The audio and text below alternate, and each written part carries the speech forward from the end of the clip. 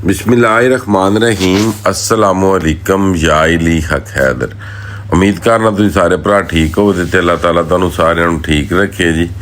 तो जिस तरह कि तुहानूं पता है कि फ्लड इनफॉर्मेशन फ्लड के दिन जा रहे ने, जिस तरह कि दरियावां दे माहौल पूरे खराब होए पे ने, उस तरीके दे नाल गौरमेंट ऑफ पाकिस्तान ने दफ़ा 44 ला दी दरियावां दे उत्ते। कोई पता नहीं किसे टाइम ही पानी आ सकता। 1122 जिहड़ा इन्हां नूं भी ना तैनात कर दिता गया। जिन्ने भी पुल ने, जिन्ने भी मकामात ने जिथे लोग वगैरह जाते ने सैर वास्ते आख लो या कि वैसे आख लो।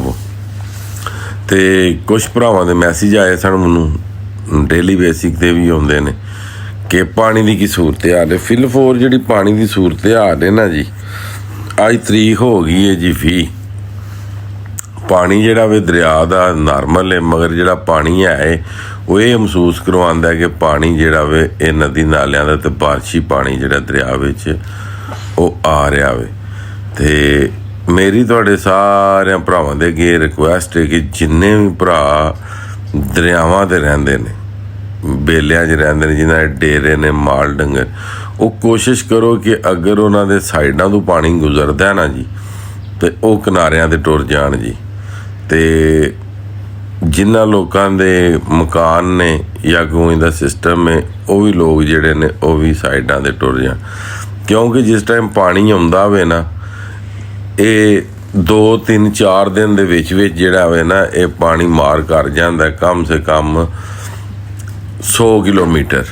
ते ਉਹਦੇ ਨਾਲੋਂ बेहतर हाल यही ਹੁੰਦਾ है कि पानी आने तो पहला जिहड़ा ना तुसीं साइड ते हो जाओ ताकि तुहाडी हिफाजत जिहड़ी है वो कीती जा सके। हुण एक गड्डी है 1122 वालियां दी, एक उत्ते प्लास्टिक जिहा बेड़ा है, की कर लेदा जनाब।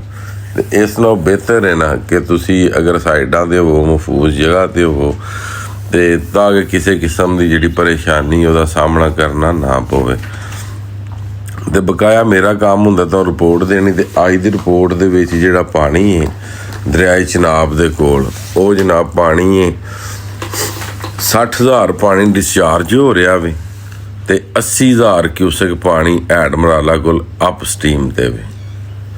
जिहड़ा खानकी है वो भी तकरीबन कोई 40,000 चल रहा, जिहड़ा कादराबाद है वो भी 40 चल रहा, जिहड़ा त्रिमूह है वो बड़ा वड्डा हैड है, वो तकरीबन 25,000 चल रहा।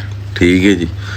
तो बकाया मेरे पेज नूं यूट्यूब चैनल नूं ये तुसीं लाइक फॉलो कर लो ताकि कोई भी अगर एमरजेंसी रिपोर्ट होंदी तो तुहाडे तक आसानी तक पहुँच सके। तो मज़ीद उम्मीद करना कि अज दी वीडियो अज दा व्लॉग तुहानूं पसंद आया होवेगा। मैनूं दिओ इजाज़त। नैक्सट वीडियो होने तक ज़्यादा अपना ख्याल रखियो, अपनी खास दुआवां दे विच मैनूं याद रखियो। तो इंशाअल्लाह मिलने हैं किसी नैक्सट वीडियो के नाल।